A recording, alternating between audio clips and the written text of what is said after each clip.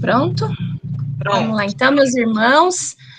Sejam todos bem-vindos para mais uma semana de estudos, né? Esse mês em especial, a gente estudando alguns temas específicos relacionados ao nosso consolo, para esse tempo difícil que a gente tem vivido. E a gente tem trazido essa temática agora, né? Nesse mês de maio. Então, seja muito bem-vindo, pastor Jailson. Que Deus o abençoe grandemente. O pastor Jailson é lá de Goiás, né? E amigo do pastor Luiz André, e prontamente atendeu o pedido, né? Do nosso convite, quando o pastor Luiz André entrou em contato, e nós estamos muito alegres com a presença do nosso irmão conosco, para a gente compartilhar um pouquinho daquilo que o Senhor já falou ao seu coração, e a gente possa, então, ouvir a voz do Senhor através da sua vida. Eu vou orar abençoando a vida do Senhor, e que o Senhor seja extremamente usado por Ele nesta noite, tá bom? Vamos orar, queridos? Senhor, nós te agradecemos por este privilégio, mais uma quarta-feira aqui, ó Pai, com os nossos irmãos, buscando aprender mais do Senhor, buscando, Pai, sermos cada dia mais parecidos contigo, ouvir a tua voz através de cada palavra que é trazida para nós, ó Pai. Muito obrigada, Senhor. Queremos entregar a vida do teu servo nas tuas mãos. Certamente ele já entregou, ó Pai, ao Senhor esse tempo, já se preparou, dedicou-se, ó Pai. Então nós somos gratos ao Senhor por este momento, onde o Senhor usará a vida do teu servo como instrumento para nos abençoar. E assim como o Senhor já abençoou a vida dele também, Pai. Muito obrigada por este tempo, pelos nossos irmãos que dedicaram, investiram nesse tempo de estarmos aqui juntos, ó Pai. Muito obrigada. Te agradecemos por tudo, Pai, em nome de Jesus. Amém. Pastor Jailson. Deixa eu só fazer uma apresentaçãozinha do Jailson antes. Isso, pastor. Para ele se sentir mais à vontade. O pastor Jailson é irmão do pastor Ferreira, o pessoal daqui de São Paulo, né, conhece o pastor Ferreira e tal. É esposo da Clê, pai da Suzane e do Felipe. O pastor Jailson foi meu professor no seminário. Então, ele esteve com a gente no retiro. O nosso último retiro foi o pastor Jailson que esteve conosco, trazendo a palavra de Deus. Então, pastor, muito bem-vindo, Deus te abençoe. Ele acabou de concluir o curso de psicologia, está animado com essa nova formação, e é um prazer grande tê-lo aqui com a gente. Deus abençoe e te use, tá bom? Amém. Muito obrigado pelo convite. Eu saí de São Paulo já tem uns 35 anos. Tem um tempinho já. Corri de São Paulo e eu vou aí só para passear, né? Ali no metrô, na casa do Vardoeste Ferreira e assim por diante.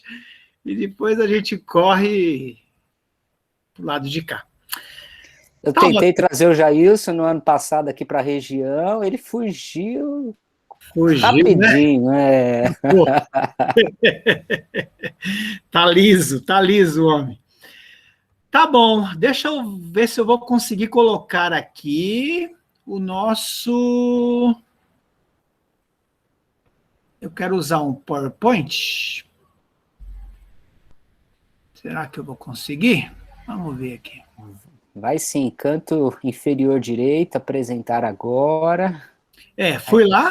Isso, aí clica na tela inteira. Fui nela. Isso. Aí clica... Compartilhar. Compartilhar, isso. Então, vamos ver. Aí. Nem tudo está perdido, hein? Nem tudo está perdido. Já estamos vendo aqui a sua tela. Aí coloca no modo apresentação, isso. Foi. Tá ótimo. Pronto. Poxa vida, vivendo e aprendendo. Superando conflitos emocionais e trazendo alívio na alma com Jeremias. Esse foi o tema que nos foi passado. Quero deixar como uma sugestão de leitura esse livro.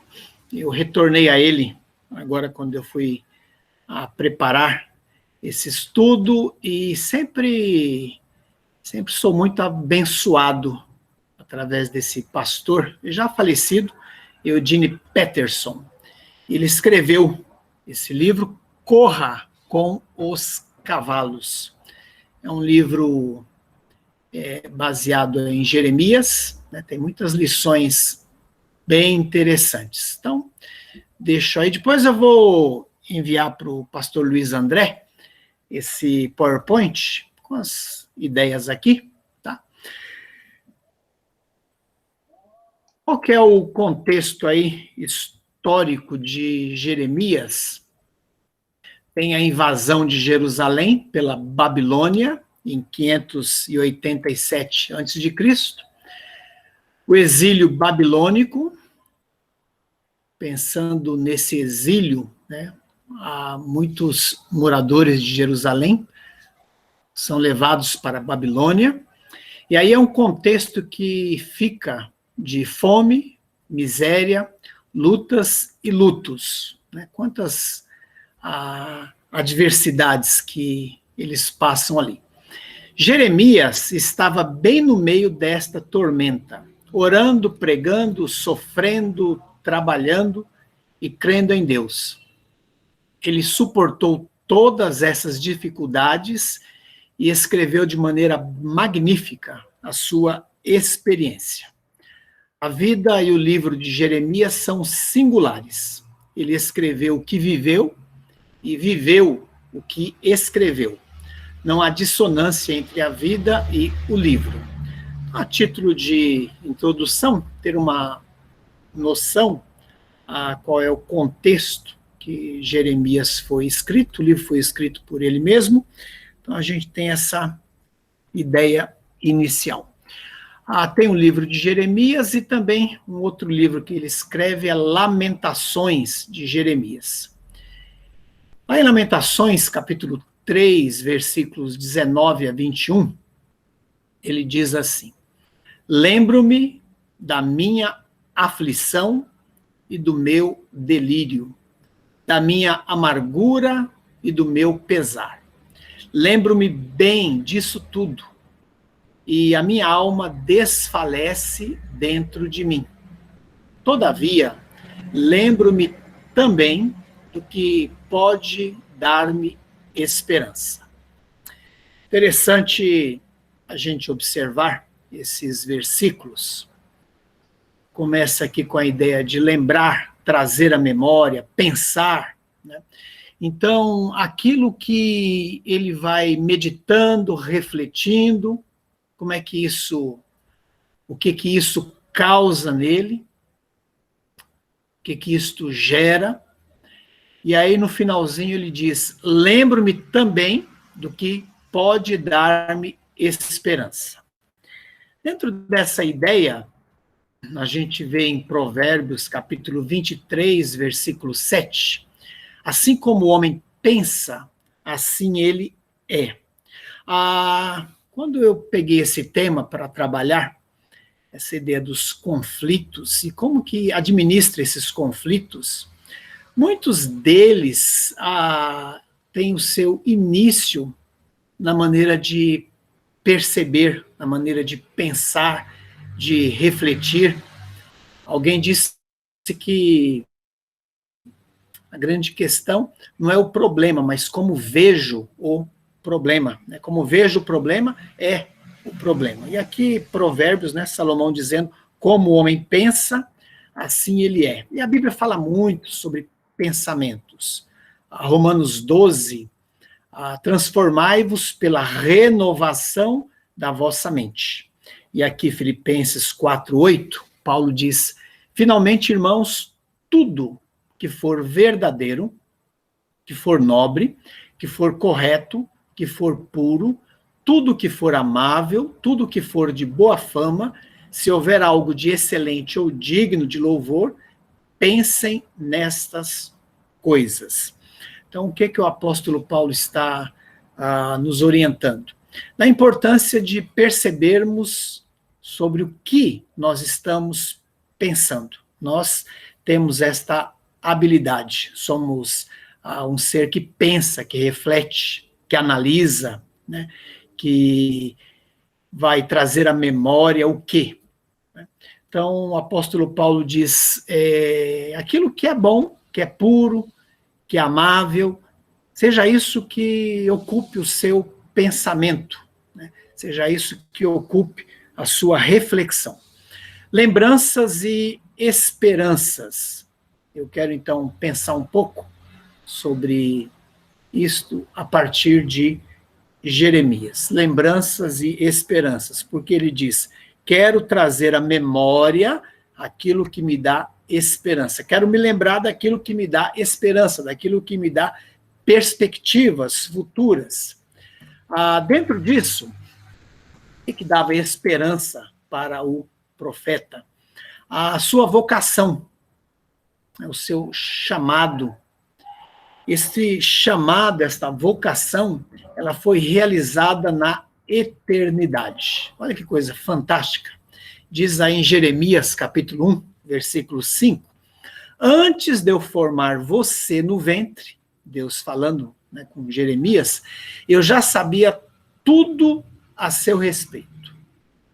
Antes que você pudesse ver a luz do dia, eu já tinha planos para você. Um profeta às nações era o que eu tinha em mente. Alguém já disse aqui, Mark Twain, que os 2 dias mais importantes da vida é o dia em que você nasceu, o primeiro dia mais importante, e o segundo dia é quando você descobre o porquê nasceu. E aqui Deus está falando para Jeremias o seguinte, antes de você surgir, antes de você vir a existir, eu já te conhecia, eu já tinha planos para você. Isso é maravilhoso. Jeremias, o nome significa o Senhor é exaltado. Esse é o significado do nome. Tem Deus em seu nome e em sua vida. Antes de Jeremias conhecer a Deus, ele já era conhecido por Deus. A vida de Jeremias não começou com ele, tampouco a sua salvação ou vocação. Ele entrou em um mundo no qual as partes essenciais da sua existência já eram história antiga. Então, quero trazer à memória aquilo que pode me dar esperança. Então, eu não nasci por acaso, eu não surgi do nada. Não.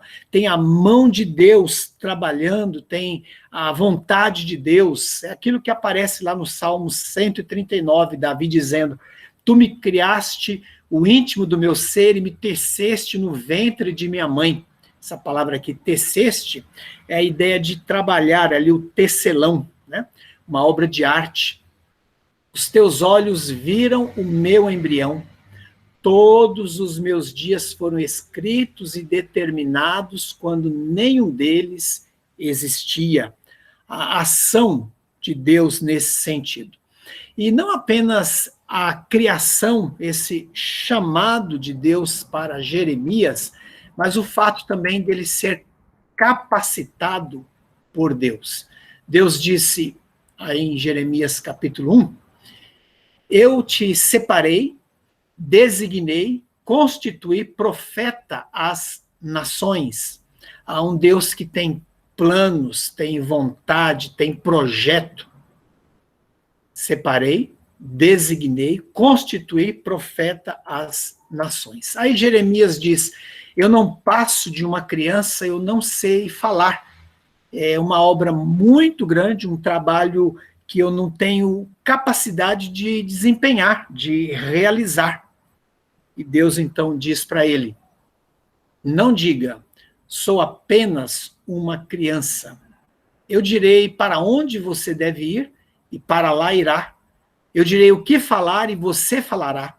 Não tenha medo de ninguém, estarei sempre lá cuidando de você. Então Deus chama e capacita.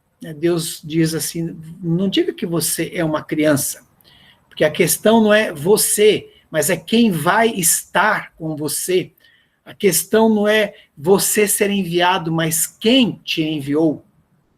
Então Deus vai refletindo e falando isso para que ele entenda.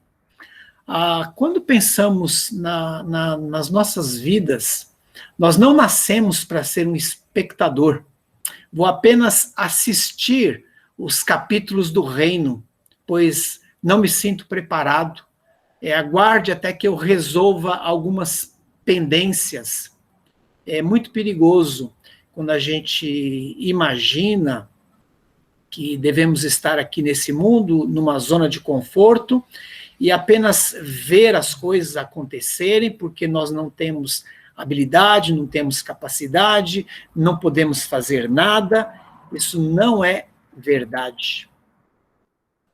Não são os nossos sentimentos que determinam o nível da nossa participação na vida. Tampouco a nossa experiência nos qualifica para o que realizaremos e seremos. Deus é quem decide a nosso respeito. Ele não chama os capacitados, mas capacita os chamados.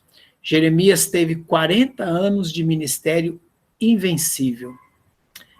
Pode imaginar o que é isso? Num contexto de miséria, num contexto de lutas, de provação, e no reinado de 3 reis, né, ele passa por esses 3 reinados e tem um ministério tremendamente abençoado. Aquele que disse, eu não passo de uma criança, eu não sei falar, não tenho capacidade de maneira alguma. E Deus diz para mim e para você o seguinte: vocês, porém, são geração eleita, sacerdócio real, nação santa, povo exclusivo de Deus, para anunciar as grandezas daquele que os chamou das trevas para a sua maravilhosa luz. O que nós somos e para que nós somos. Essa ideia de que nós temos um propósito, nós temos um projeto dado por Deus a nós. Jeremias, então, tinha isso no seu coração, na sua mente, trazia esse chamado que ajudava para que pudesse continuar. Também, uma outra lição que eu quero tirar aqui é a percepção que ele tem, a percepção dos recomeços divinos. Deus, certo dia, disse assim para Jeremias: esta é a palavra que veio a Jeremias da parte de Deus, o Senhor. Vá à casa do oleiro e ali você ouvirá a minha mensagem. Então, fui à casa do oleiro e o vi trabalhando com a roda. Mas o vaso de barro que ele estava formando estragou-se em suas mãos. E ele o refez, moldando outro vaso de acordo com a sua vontade. Estava ali o oleiro, trabalhando, fazendo aquele vaso, e cada vaso nesse contexto aqui de Jeremias, era um vaso feito à mão, e era único, né? Não era questão de vasos que são feitos na atualidade, em séries, nada disso. Era feito ali como uma obra de arte mesmo, modelada, desenhada, pintada, e Jeremias então chega e começa a ver o trabalho do oleiro. Então Deus diz, vá à casa do oleiro, e ali você ouvirá a minha mensagem. Então foi e começou a ver o oleiro trabalhando no vaso. Mas o texto diz que o vaso de barro que ele estava formando, o oleiro, estragou-se em suas mãos, quebrou. Jeremias deve ter pensado, o que o oleiro vai fazer agora? Chutar a roda? Jogar no lixo aquele monte de barro inútil? Desanimar do trabalho? Começar outro vaso com outro barro? Porque quebrou aquele vaso. E agora? o que vai ser feito, qual é o caminho. E o texto diz que o oleiro o refez, moldando outro vaso de acordo com a sua vontade. Deus não joga fora vasos quebrados. Deus levou Jeremias ali à casa do oleiro para que ele percebesse o trabalho do oleiro e, de repente, o vaso quebrou, mas o oleiro não descartou aquele vaso, mas refez. E aí a lição para Jeremias é um Deus que refaz, é um Deus de misericórdia, um Deus dos recomeços. Essa é a lição ali para Jeremias. É um Deus que não desiste do seu povo. É um Deus que trabalha apesar do seu povo. É um Deus que busca o seu povo. É um Deus que ama. É um Deus que se importa. É um Deus que consegue fazer de vasos quebrados vasos renovados, restaurados. Esse é o oleiro.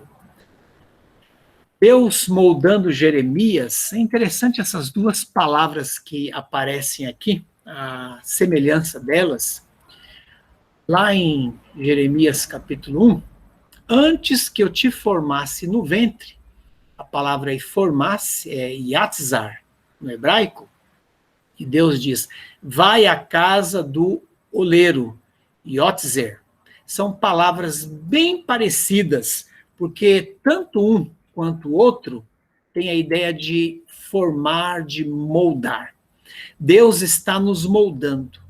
É Ele quem dá forma às nossas vidas. Quando perdemos a beleza e a utilidade, somos moldados novamente. Um Deus que não desiste de nós. É um Deus que vai moldando. Eu coloquei uma imagem aqui. Ser moldado dói, mas vale a pena.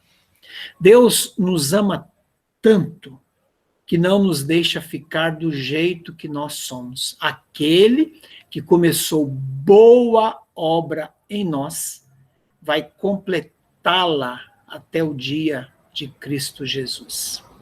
Então, Jeremias diz, quero trazer à memória aquilo que me dá esperança.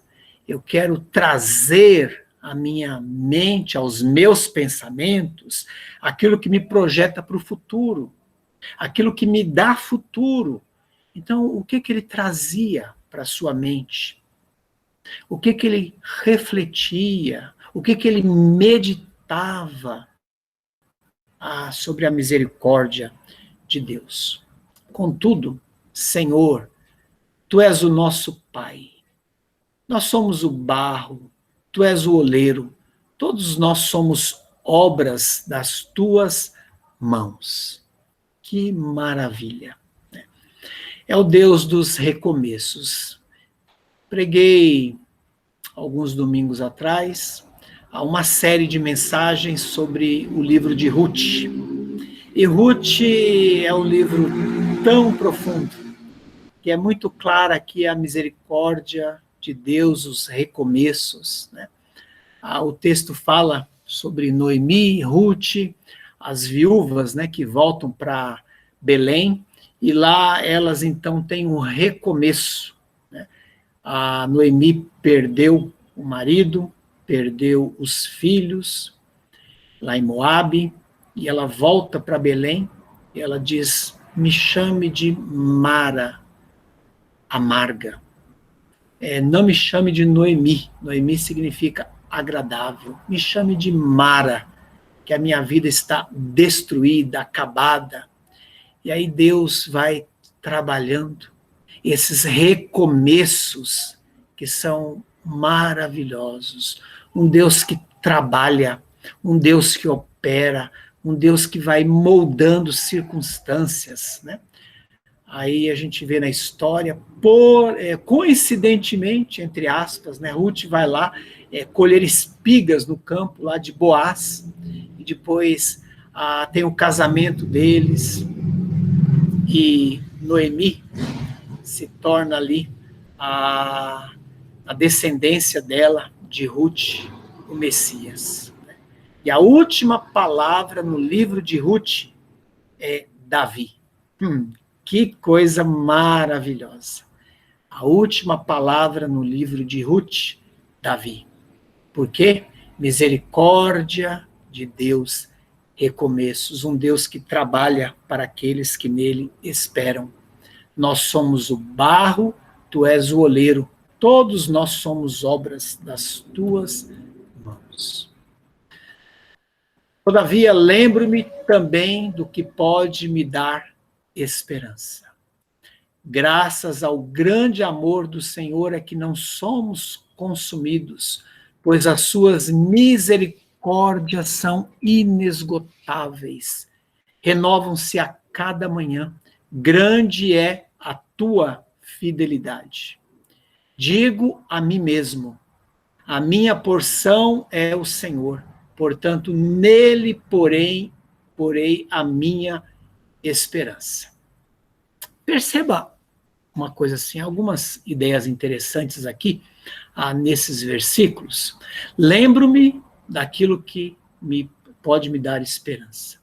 As misericórdias do Senhor são inesgotáveis, renovam-se a cada manhã. Uma vez eu ouvi alguém dizendo, nunca me esqueci, misericórdia de Deus é igual pãozinho quente na padaria de manhã. Né? Todo dia de manhã tem um pãozinho quente. Achei tão bom. E ele diz aqui, digo a mim mesmo, a minha porção é o Senhor, nele porei a minha esperança. A importância da gente perceber o que nós falamos a nós mesmos. Qual é a conversa interna? Às vezes a gente percebe muita conversa externa. O que a gente fala para os outros, né, o que a gente ouve dos outros. Mas aqui o profeta diz, digo a mim mesmo. O salmista fez isso. Né? Lá no Salmo 40, por que estás abatida, ó minha alma? Por que te perturbas dentro em mim? É a ideia de conversar com o seu ser, a ideia de refletir, de analisar, de perceber aquilo que nós falamos para nós mesmos. E Jeremias está dizendo, olha, eu digo para mim mesmo, e eu me lembro também de quem é Deus, do que Ele faz por mim, do cuidado dEle por mim, né, de ser aqui esse vaso que é trabalhado, esse vaso que é restaurado. Por último, a sua devoção. O texto fala da persistência de Jeremias diante de um quadro de tantos desafios. Diz assim, o versículo 23, capítulo 23, versículo 3. Durante 23 anos a palavra do Senhor tem vindo a mim. Eu a tenho anunciado a vocês, começando de madrugada, mas vós não escutastes. Continuou, apesar do desprezo. Eu menciono mais alguns versículos aqui. Ele diz assim, de madrugada vos envio, posto que não me ouviste. Viraram as costas de madrugada, os ensinava, eles não me deram ouvidos. Os tenho falado, mas não me obedecestes. Então, percebe que ele tem uma perseverança, uma persistência, apesar do desprezo. Mas, espera um pouquinho. Qual era a razão dele se encontrar com quem durante 23 anos, durante todo esse tempo de manhã? O dia era do Senhor e não do povo. Ele não se levantava para enfrentar a rejeição do povo, mas para estar diante da face do Senhor. Ele não se levantava da cama para enfrentar os escárnios, as zombarias, as críticas, mas para estar na presença do Senhor. O encontro dele era com Deus, em primeiro momento. É isso que dava esperança, é isso que dava motivação, que dava a ele o desejo de continuar. Ele era renovado pelo Senhor diariamente. Eu me encontro com Deus antes de me encontrar com o povo. Eu sou reabastecido, eu sou renovado, minha esperança é renovada em Deus. Depois eu encontro com esse povo que despreza, que zomba, que critica, depois. Interessante aqui em Jeremias capítulo 12, o que ele diz para Deus? Eu quero discutir com o Senhor sobre a tua justiça. Por que o caminho dos ímpios prospera? Por que os traidores vivem sem problemas? Então, note como é que ele conversa com Deus, como é que ele abre o coração, como é que ele é tremendamente humano. Né? Não é aquela ideia de florir a sua oração, não é a ideia de uma religiosidade nesse encontro, mas ele tem dúvidas, tem questionamentos, tem dificuldades, tem problemas, e ele coloca diante de Deus. Se encontra primeiro com Deus, para depois se encontrar com as pessoas. E nesse encontro, ele fala com Deus das suas dúvidas, dos seus temores, das suas dificuldades. E aqui é bem interessante, o Salmo 73 fala sobre isso, né?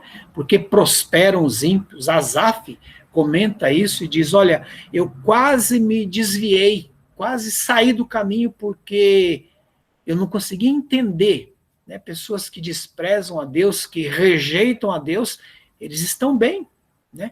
Eles têm saúde, eles têm recursos financeiros, eles estão caminhando aos filhos, o gado, e aí Asaf diz assim, quase me desviaram os pés.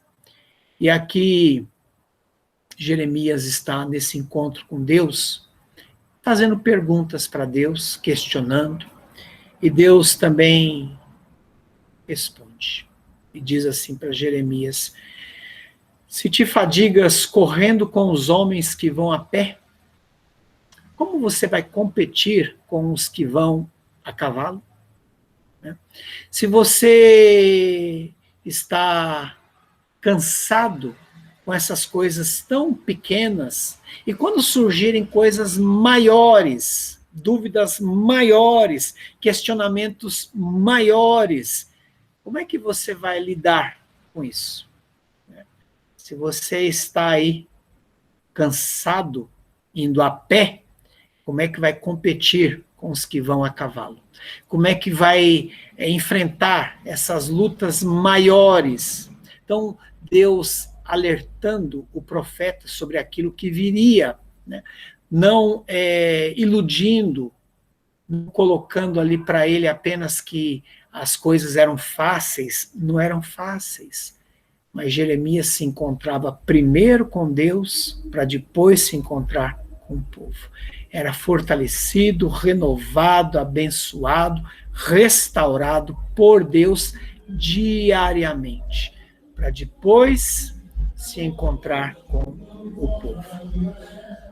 Ninguém se torna humano da maneira como Jeremias foi, adotando uma postura de vencedor.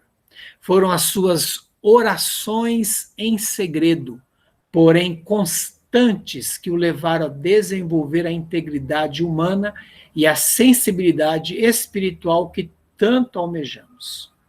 O que fazemos em segredo determina a integridade do que somos em público. Podemos pensar quem era Jeremias na sua intimidade. Ele era um homem de oração,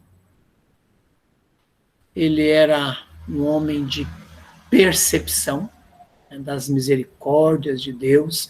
Era um homem que tinha os seus questionamentos voltados a Deus. Era justamente isso que foi gerando nele esta humanidade, de poder falar com Deus. A gente tem vivido um tempo de pandemia que tem sido tão difícil, né, para nós, para as igrejas, para o país, para o mundo. E aí, a grande questão para a gente colocar diante de Deus é justamente isso, né? Como é que a gente fala para Deus essas questões, essas dificuldades? Como é que a gente abre o coração para Deus diante disso? Muitas vezes buscamos respostas em pessoas, em circunstâncias, e aí a nossa aflição, nosso temor, muitas vezes aumenta, ao invés de buscar em Deus. A oração é o ato de ouvir Deus de novo. Esta palavra nos renova e nos restaura. Tem um versículo em Salmo que diz, uma parte dele, acho tão profundo, diz assim: eu, porém, oro. Eu oro. Então, essa é a palavra do salmista. Eu, porém, oro. Talvez a gente esteja passando por lutas, por dificuldades, por problemas, e de repente a gente se esquece de colocar isso diante de Deus, de falar isso para Deus, de abrir o coração.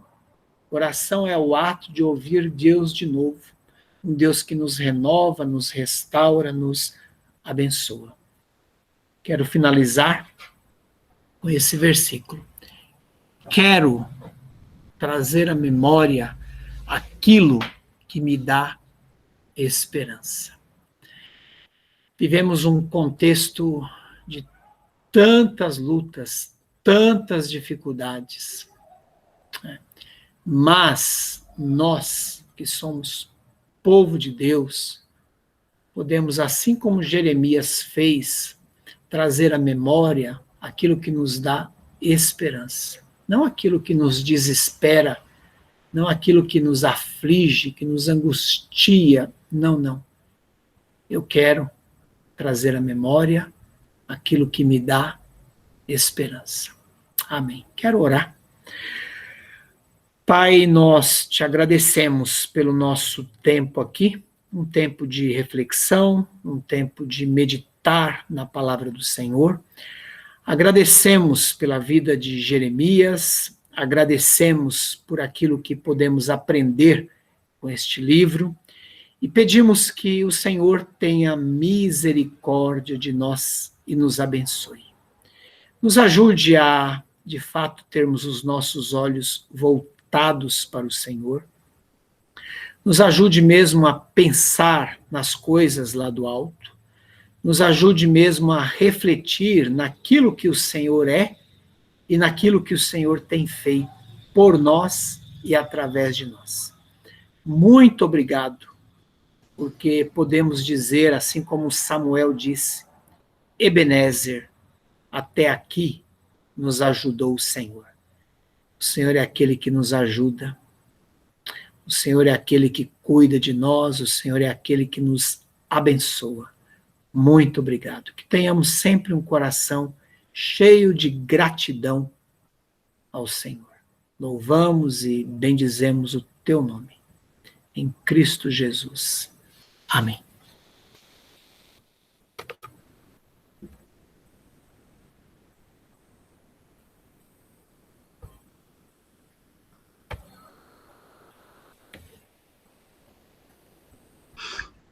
Amém. Amém. Obrigada, pastor Jailson, pela palavra. Agora é um momento que a gente abre para os nossos irmãos, para a gente compartilhar um pouquinho, para a gente perguntar. Então, está aberto, meus irmãos, para perguntas, para contribuições, para a gente compartilhar esse momento e aproveitar um pouco da presença do pastor Jailson aqui com a gente, mais um pouquinho. Tá bom?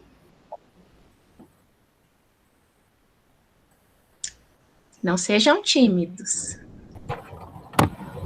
Diz que quando tem silêncio, entenderam tudo ou não entenderam nada, né? Assim a história. Eu acho interessante, né? Porque o senhor estava falando sobre Jeremias, embora a gente conhece, né? E está sempre em contato com a palavra de Deus e revisita, né? O livro, como Jeremias viveu nessa época, né? Ele viveu numa época tão conturbada e a gente está vivendo, né? A gente sempre vive, né? Algumas fases da vida, épocas conturbadas, né? Mas essa época de pandemia é bem conturbada, é um contexto diferente, né? Do de Jeremias, mas acaba a gente passando pelos mesmos sentimentos dele, né? Sentimentos de se entregar ao Senhor, de confiar na missão que o Senhor nos deu, mesmo em meio a uma pandemia, mas também tem aqueles momentos que a gente senta, lamenta, pergunta, né, questiona o Senhor por que de algumas coisas, né, e para que de algumas coisas, mas que a gente possa, exemplo, né, de Jeremias, olhar para o Senhor, né, e como o Senhor usou aí numa slide, né, digo a mim mesmo, né, então o que ele dizia para si mesmo, né, ele lamentava, ele questionava, mas ele dizia a si mesmo, né, quero trazer à memória o que pode me dar esperança, né, e trazia sempre a palavra do Senhor e as promessas do Senhor, o que o Senhor conversava ali com ele e mandava ele fazer, né, então Jeremias escolheu, mesmo num tempo difícil, conturbado, olhar para o alto, né, e no final de Lamentações, ele termina, né, com esse trecho tão lindo da palavra, né, eu escolho trazer à memória aquilo que me traz esperança, né, embora nada aconteça que os meus olhos possam ver, mas eu escolho, né, ter fé, eu escolho olhar para o Senhor, olhar para as promessas do Senhor. Então, isso é maravilhoso. Muitas vezes as pessoas adoecem pela passividade, né? Pela passividade em relação a pensamentos, principalmente. As pessoas vão aceitando as coisas passivamente e acabam adoecendo, né? Então, pessoas que muitas vezes têm muita autocrítica, são muito duras consigo e não conseguem refletir um pouco, questionar os pensamentos, né? Até que ponto aquilo é real ou não é real, né?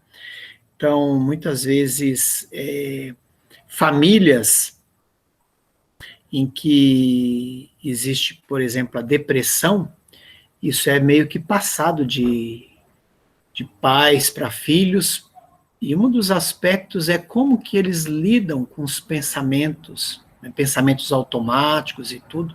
E aqui Jeremias nos ensina muito sobre isso, né? Quero pensar em quê? Quero refletir sobre o quê? Uma hora que a gente para um pouco e começa a pensar, e nós somos da criação, somente o ser humano pensa, né? Eu gosto de usar uma expressão, é assim, se penso, logo desisto. Mas, na verdade, se penso, logo existo, né? Então, essa ideia de refletir, o que eu estou pensando? Isso é verdade? Isso procede? Né? E caminhando mais ainda, tem base bíblica? Né? Então, é tão importante pensar no que está pensando, não ser passivo. Então, Jeremias podia simplesmente ir com um grupo, né, com as pessoas, mas ele vai nadar contra a maré, contra as circunstâncias. A gente está vivendo esse contexto de pandemia, a gente pode ir junto com todo mundo, é a correnteza, mas espera aí, nós temos um Deus que cuida de nós, quer vivamos, quer morramos, somos de quem? Do Senhor. Nada, nem um fio de cabelo cai da nossa cabeça sem o consentimento de Deus. Estamos nas mãos de Deus, das mãos de Deus nada pode nos tirar. Lembra de Jesus diante da tentação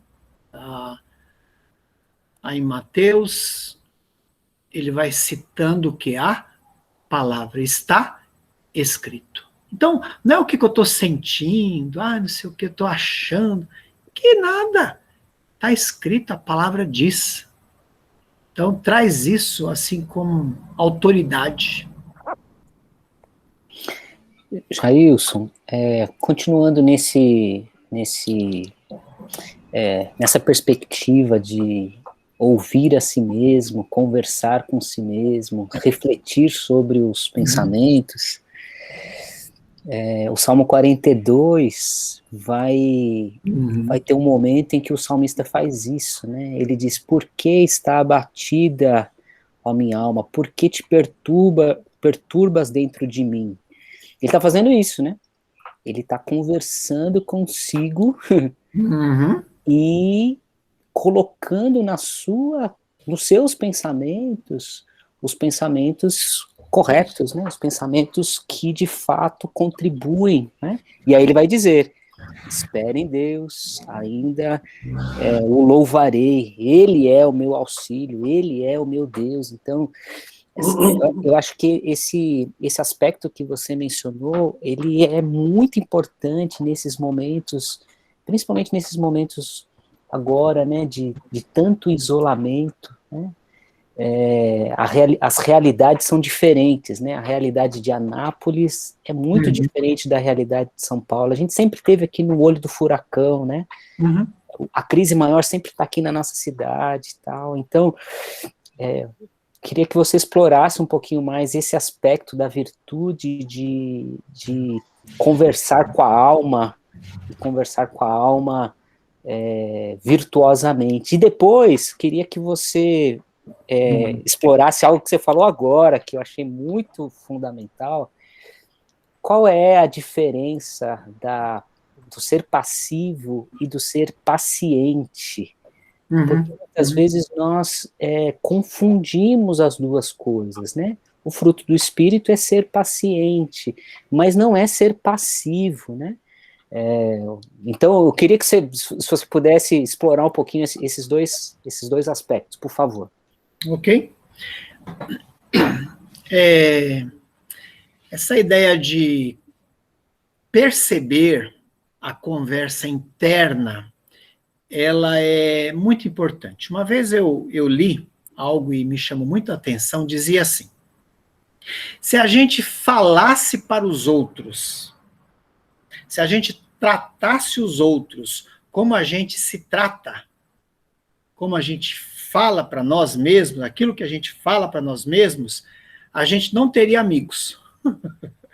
Né? Muitas vezes somos muito duros, né, conosco e tudo, aquelas palavras. E aí, interessante, porque nós falamos conosco muito mais do que a gente fala com os outros. Né? Trocentas pensamentos passam pela nossa cabeça o tempo todo. Passa milhares de pensamentos e tudo. E aí, qual é o retorno que a gente dá em relação a esses pensamentos? Qual é a reflexão que a gente faz sobre esses pensamentos? Aí eu citei aqui, por exemplo, sobre pensamentos automáticos. Uma das coisas que geram depressão, né, eu costumo dizer que a gente está vivendo na era da pressa, da pressão e da depressão. Da pressa, da pressão e da depressão. Né? Mas uma grande questão para a gente refletir é assim, o quanto da depressão está ligada aos pensamentos. Quanto está ligado aos pensamentos? Tem os fatores externos? Tem, claro que tem. É difícil, por exemplo, não se perder nas perdas, né? Pensa aqui um pouquinho sobre a Covid, né? Outro dia assistindo um programa na televisão, fantástico, aí, em determinado momento, uma família aí de São Paulo. Era o pai, a mãe e 2 filhos. Morreu o pai, morreu a mãe e morreu o filho. Ficou só a filha. uma jovem, talvez uns 20 anos, né? Então, é difícil não se perder nas perdas, a gente entende isso, né? Que desafio. Agora, como é que nós pensamos sobre a situação? Jeremias, ele tinha tudo para ser deprimido. As situações, as circunstâncias, uma série de coisas.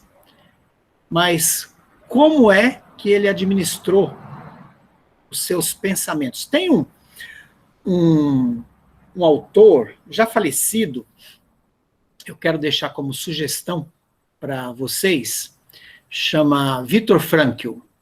Viktor Frankl foi um psicólogo e um psiquiatra. Ele era judeu e ele foi levado para o campo de concentração.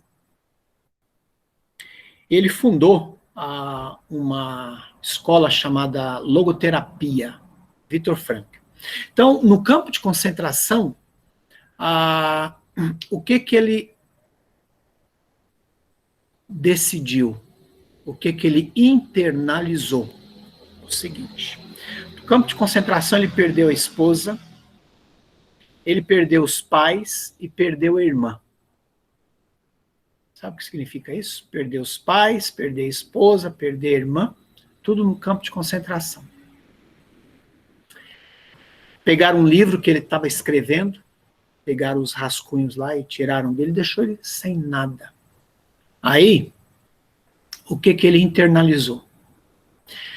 Podem me tirar tudo aqui nesse campo de concentração, menos a maneira que eu vou pensar. Podem me tirar tudo, menos a maneira como eu vou pensar. E aí, o que ele mentalizou? Quando você pensa aqui em Jeremias, esperança. Né? Então, esperança está ligada com o futuro. Né? O que a gente espera? Esperança, né? Esperançar. O que ele mentalizou, Viktor Frankl? Ele mentalizou o seguinte: eu vou sair do campo de concentração, eu vou viajar o mundo inteiro e vou falar sobre a crueldade que foi isso aqui, e vou dizer o seguinte, que isto nunca mais deve ser repetido. Nunca mais. Né? Foram 6 milhões de judeus que foram mortos, né, no campo de concentração. Então, que isso nunca mais deve acontecer. Então, logoterapia, Viktor Frankl, o sentido da vida, em busca de sentido, um material bem interessante, vale a pena dar uma olhada. Essa ideia do pensamento, daquilo que deve ser refletido. Luiz André, a segunda pergunta sua, só me relembra? A diferença entre passividade e paciência, né? Joia. Uma coisa que eu faço com as pessoas que eu atendo na psicologia é assim. Eu não atendo paciente. Eu digo para eles assim, né? Pessoas que eu atendo, falam, olha, eu não atendo você dando essa nomenclatura, você é o paciente. Não. Sabe por quê? Paciente é a ideia de passividade, no sentido de que as coisas aconteceram e pronto. Então, pera um pouquinho. Não é o que me aconteceu, mas o que eu faço com aquilo que me aconteceu. A questão não é o que me aconteceu, mas o que eu faço com aquilo que me aconteceu. Então, paciente, aí eu digo para essas pessoas, paciente é alguém passivo. Então, eu prefiro classificar, dar o nome, chamar de cliente. Cliente, vou trabalhar para que você, no próximo momento, fique ciente do que você tem, quais são as suas lutas, as suas demandas e tudo, como é que você pode crescer, desenvolver, porque os obstáculos na vida da gente Jesus disse, no mundo tereis aflições. Você vai enfrentar sempre. Então, paciente, cliente, ciente, e um terceiro momento, eficiente. Aí sim, para que possa ajudar outras pessoas, porque a fila anda, né? Então não pense que você é o único nesse mundo que tem isso, esse problema, essa dificuldade. Não. A fila anda. A Bíblia diz lá em 1 Pedro que problemas iguais aos seus estão acontecendo ao redor do mundo, né? Então essa é a verdade, né? Viver é sofrer, né? Então não tem como fugir disso. Agora, como é que a gente faz um link com essa ideia de passividade ou paciência, ou de repente, onde é que tem um equilíbrio nesse sentido? Quando eu penso, o apóstolo Paulo disse assim, se você é escravo, você tem a oportunidade de se livrar, de se libertar, faça isso. Então você tem essa oportunidade, faça isso. Aí eu volto aqui com Jesus, quando ele entra no templo, né? Em que sentido houve ali passividade, paciência? Não teve, né? Então, eu acho que o grande desafio para todos nós é saber quando a gente tem que ser um pouco mais agressivo, um pouco mais impulsivo nas circunstâncias. Aí vai entrar mesmo a ideia do fruto do Espírito, né? Porque tem domínio próprio, tem paciência e tudo, alegria, amor. Então, essas questões na vida da gente são desafiadoras mesmo. Mas eu tenho um receio de nós, como cristãos, a gente viver muito na passividade. Eu tenho receio. Duas coisas eu quero falar aqui. Estou falando bastante, eu estou preocupado com a hora de vocês, hein? Jesus chegou diante do túmulo de Lázaro. Eu gosto de pensar que Jesus podia chegar lá, diante do túmulo de Lázaro, e fazer assim, ó. Pedra, saia. Aí a pedra rolava e saía. Ele não fez. Ele chegou diante do túmulo de Lázaro e disse, retirem a pedra. Aí as pessoas foram lá, empurraram, maior sacrifício empurrar uma pedra lá daquele jeito. Em seguida Jesus diz, Lázaro, vem para fora. Então aquilo que é para o homem fazer, Deus não faz.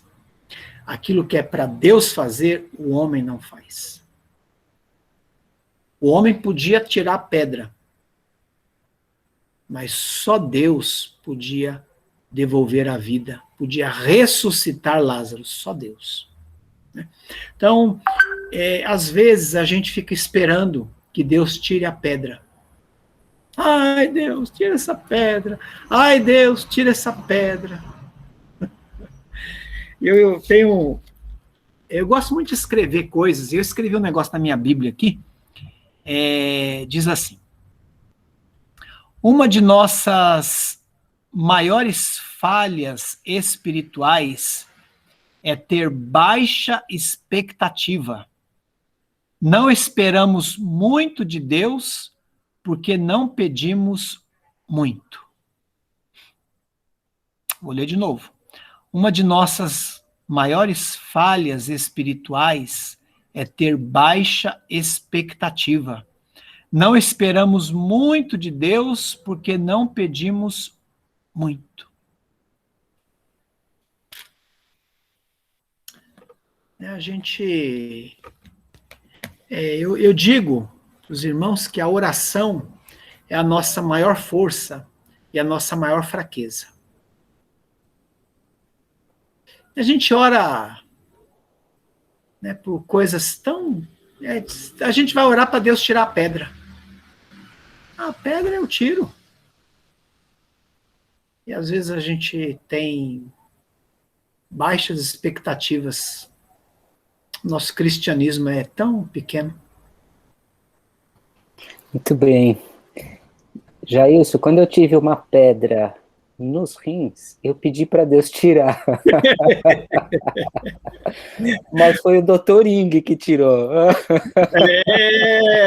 Tá certo. Eu já tive pedra nos rins também. Ó, diz que é igual. Uma vez um médico falou para mim que é igual dor de parto. Só que a dor de parto é mais legal, porque aí nasce um bebê. Aí no rim nasce uma pedra. No meio do caminho tinha uma pedra.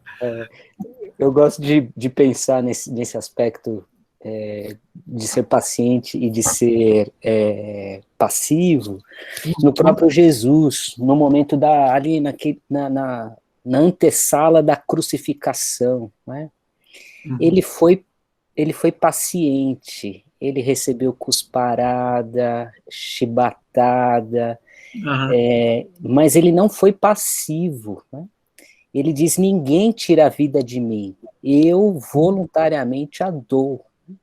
E na cruz, né, sofrendo os insultos de, se tu és o Filho de Deus, desce da cruz, ele foi paciente, mas não foi passivo, né?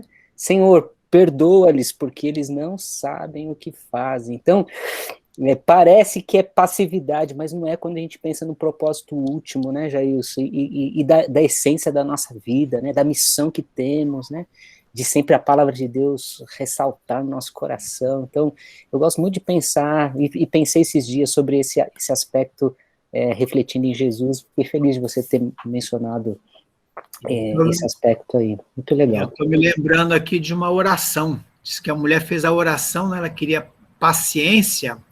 Aí a oração dela foi assim: Senhor Deus, me dá paciência, mas me dá logo. Aí vou te falar, viu? Estava precisando mesmo, né? A família Ferreira apareceu agora, hein, pessoal? É desse naipe. Sim, claro. Então, pelo que eu entendi, gozado que faz tempo que eu li Jeremias, Lamentações também. Agora, eu acho um livro assim belíssimo, principalmente esse versículo que o senhor tocou da competição, né? Se ele não estava aguentando nem andar, né? Como que ele ia enfrentar os homens a cavalo, não é isso? Uhum, sim. Ele estava preparado, que Deus tinha preparado. Então, a minha impressão que eu tenho é que o Jeremias, ele vivia em constante sessão psicológica, né, com psicólogo, não é isso? Sessão, uma terapia ele vivia, porque tudo que ele sentia, ele falava antes, né, com Deus, e aquilo ele colocava para fora, os pensamentos dele. E isso aí, a gente percebe isso na oração. Eu, quando estou com um problema, a gente, desculpa o termo, a gente vomita aquilo, não é isso? Uhum. Coloca para fora aquilo que está fazendo mal para a gente. Isso já é uma espécie de uma terapia mesmo. Então é muito, muito, muito, muito forte mesmo esse negócio que oração é um negócio que te ajuda, porque você está conversando com Deus, você está ali, ele é seu psicólogo naquele momento. Você está colocando tudo para ele. É isso que eu sinto que Jeremias fazia. E eu acho que o senhor, como psicólogo também, né? Acho que o senhor vai usar muito, muito, muito, muito, muito esse fundamento aí, né? Com seus clientes. Certo? Uma coisa interessante, às vezes a pessoa chega e ela fala, a gente ouve, aí no final ela diz, nossa, mas foi tão boa a terapia. Foi mesmo, foi, nossa, foi excelente. Outro dia eu vi vou contar uma piadinha aqui, porque o negócio está muito sério aqui, né, Luiz André? Cadê o Ferreira, o VAR do Oeste Ferreira? O cara falou assim pro psicólogo, né, o cliente, ninguém gosta de mim. Aí o psicólogo falou assim, isso não é verdade. Não, ninguém gosta de mim, ninguém me ama. Aí o psicólogo falou, isso não é verdade. Não, isso é verdade, ninguém gosta de mim. Aí o psicólogo falou, eu gosto de você. Aí o cara falou assim, mas eu não posso pagar para todo mundo gostar de mim.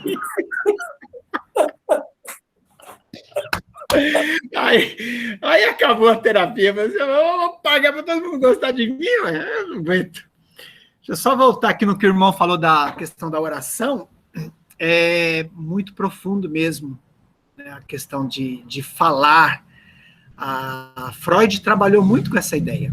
A cura acontece pela boca e pelo ouvido, né? Então, a ideia de falar e ouvir. A própria pessoa na terapia, ela vai falando e ela vai se ouvindo, vai organizando as ideias e tudo. Então, na oração, é fantástico. É a ideia de falar para Deus. Agora, uma coisa que eu gosto de pensar é assim,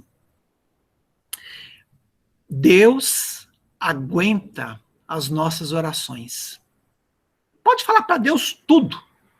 Pode falar para Deus tudo. Uma vez um homem estava internado em estado terminal, né? Estava muito ruim, morre, não morre e tal. E naquela noite, ele falou muitas coisas pesadas para Deus, inclusive xingou Deus. Não aceitava aquela situação, achava que Deus estava sendo muito injusto com ele e tudo. E falou coisas pesadíssimas para Deus.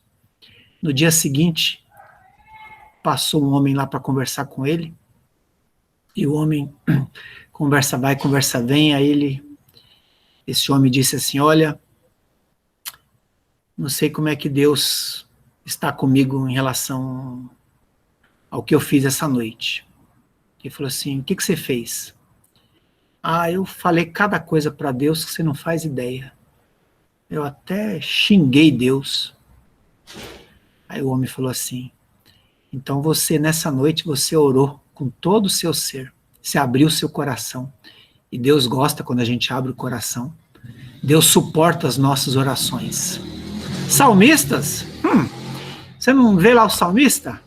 Ixi, fala, meu, cadê Deus? Onde é que está Deus? Jó, eu gosto de Jó. Jó tem lá 300 capítulos, ele...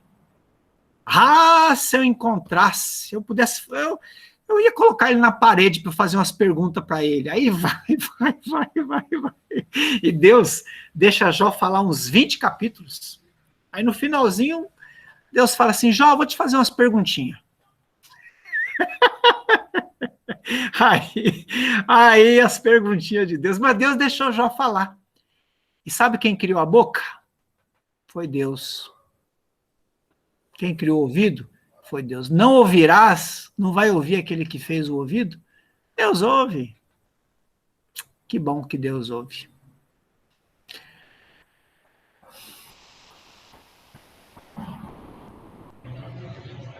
Amém. Que a gente aprenda, né, com esse belo exemplo. Amém. E ainda bem que o Senhor não nos trata, né, conforme muitas orações que a gente faz para Ele. Ele é o puro amor, Ele é a pura graça, a misericórdia. Se não fosse a misericórdia de Deus na nossa vida, né, meus irmãos? E aí, quando o Senhor falou em pensamento, né, vem para mim aquele versículo que o Senhor acho que usou também na aula, né, Filipenses 4:8. Sim.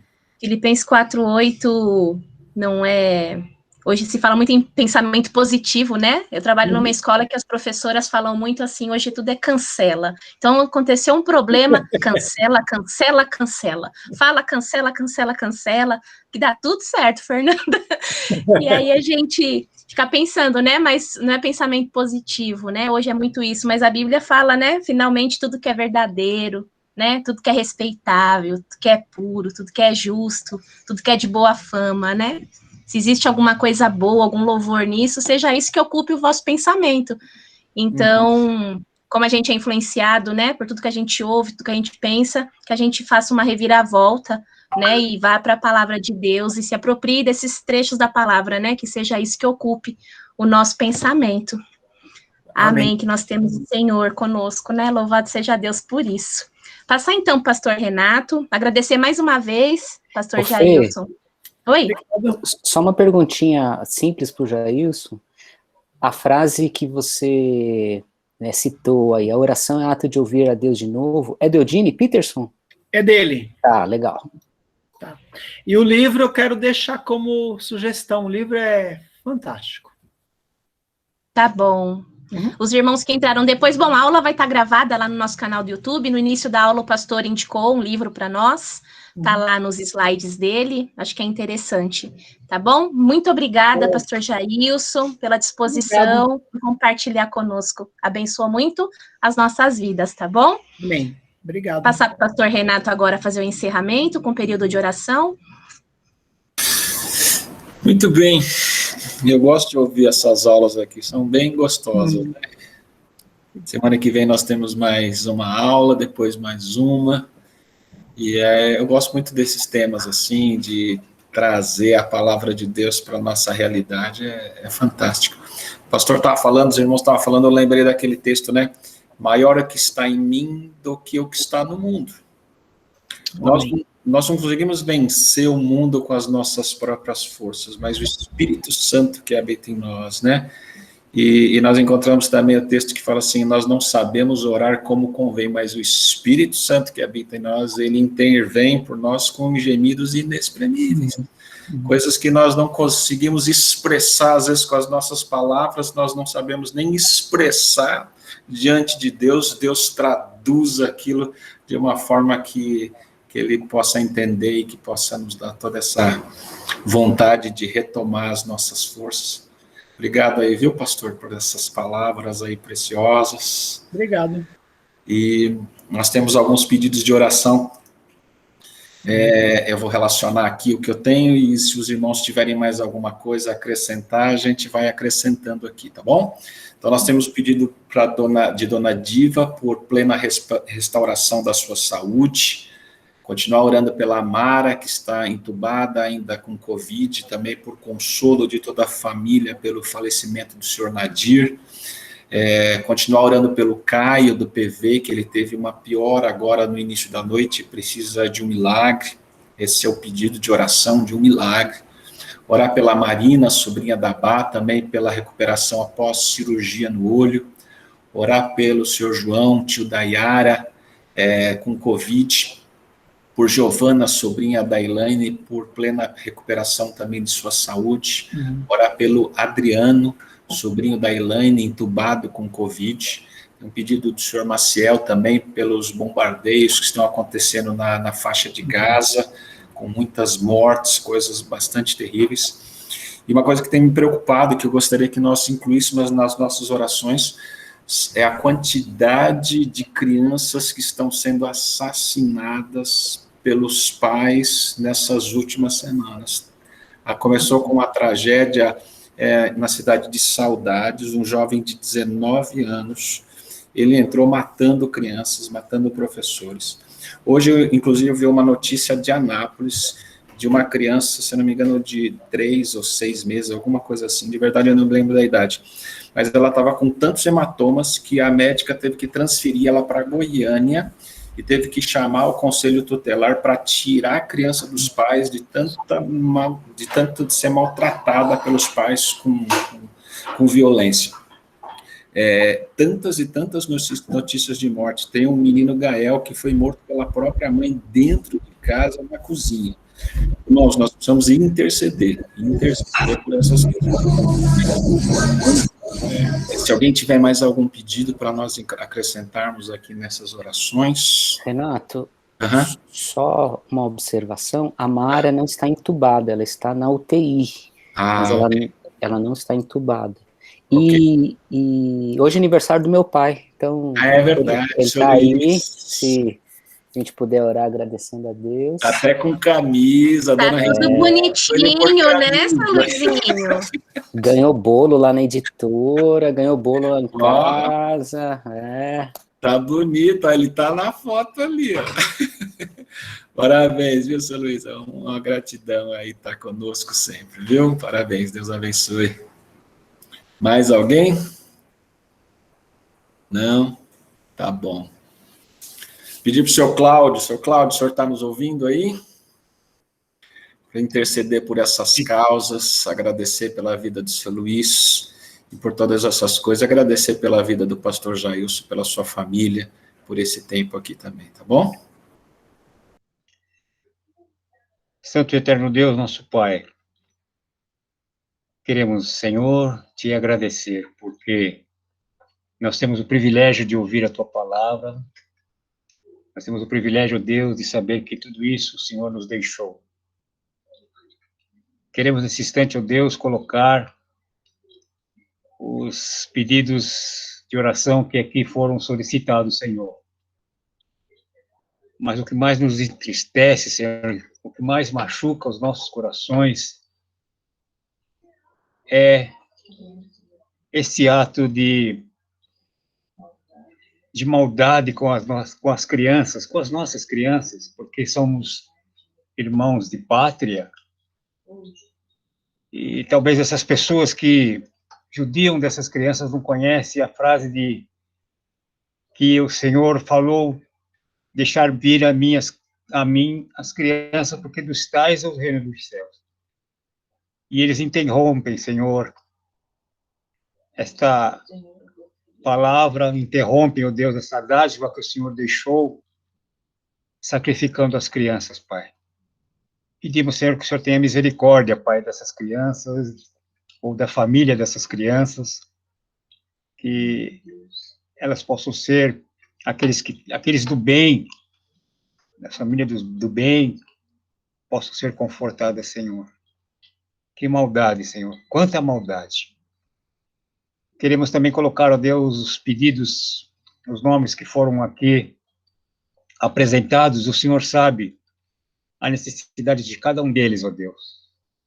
Que o Senhor possa estar, ó Deus, afofando os seus leitos, que eles possam receber do Senhor, Pai, uma dádiva de melhora, uma dádiva de cura, e que eles possam, ó Deus, retornar aos seus lares, às suas casas, aos seus familiares. A tua palavra diz que há tempo para tudo, e nós esperamos o tempo do Senhor, que o Senhor estará agindo na vida dessas pessoas, pelo seu tempo, ó Deus, não o nosso tempo, mas o tempo do Senhor. Abençoa, Senhor, todas essas famílias. Obrigado pela tua palavra, que nós ouvimos agora, uma palavra poderosa, uma palavra, Deus, que nos coloca nos lugares onde devemos estar, ó Deus. Queremos te agradecer, ó Deus, porque essa oportunidade poucos têm, mas nós somos privilegiados, porque podemos ouvir a tua palavra e podemos conferir as tuas palavras no teu livro sagrado.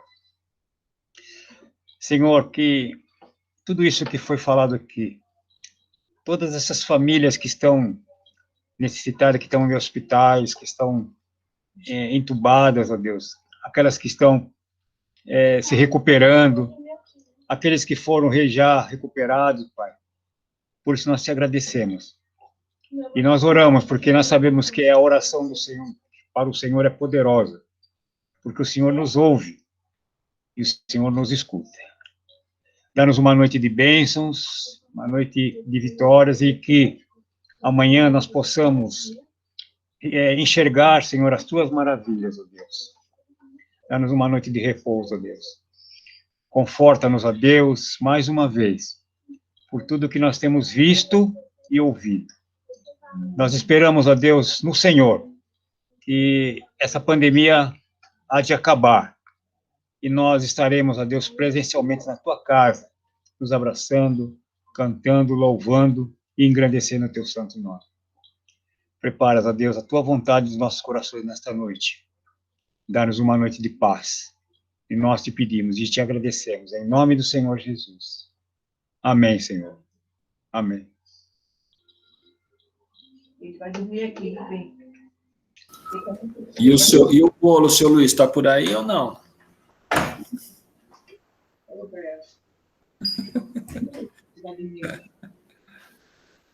Acho que ele escondeu.